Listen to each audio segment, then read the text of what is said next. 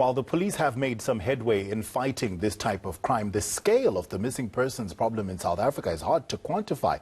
Available stats are often incomplete and don't tell the full story, and it seems like civil society is left to carry the torch of this cause. Organizations like the Pink Ladies and Missing Children SA are at the coalface of this fight.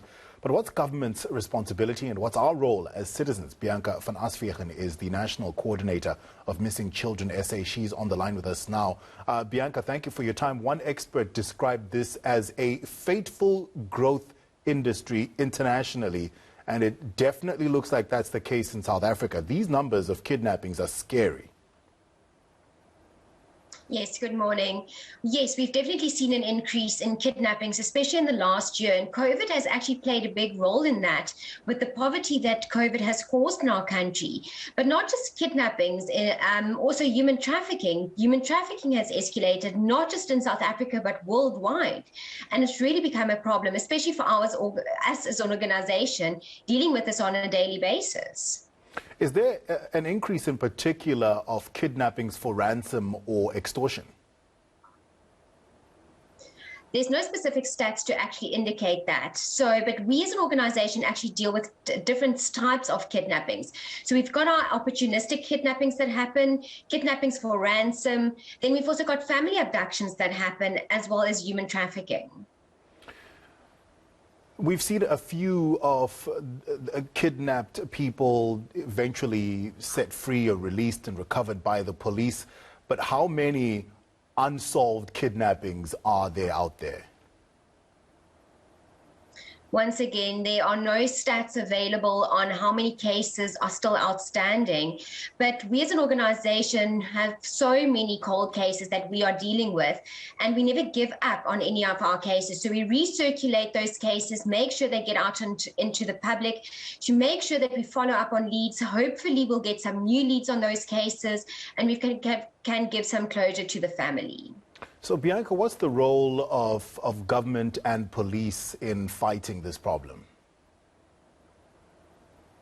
It's actually each person in South Africa that needs to stand together to fight this. All departments, the police, government, even the health department, social development, if everybody just stands together, collaborate, and then something can be done about this problem. I mean, we've been sitting with children going missing in South Africa for many years. And yes, COVID is a pandemic, but children going missing in our country has been a pandemic for many years.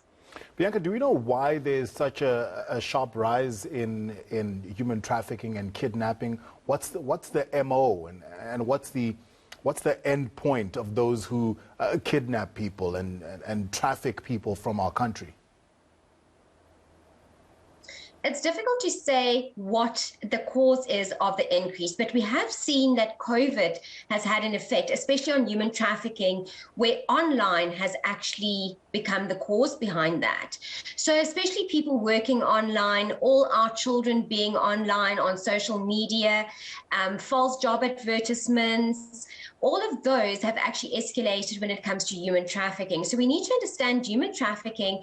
We've got people that are taken in our country, that are taken out of our country for a purpose. We've got trafficking victims that are actually used within our country.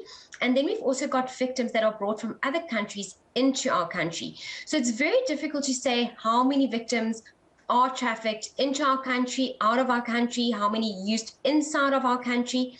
But the US Department of State has recently declared South Africa as a human trafficking hub, and that is very concerning.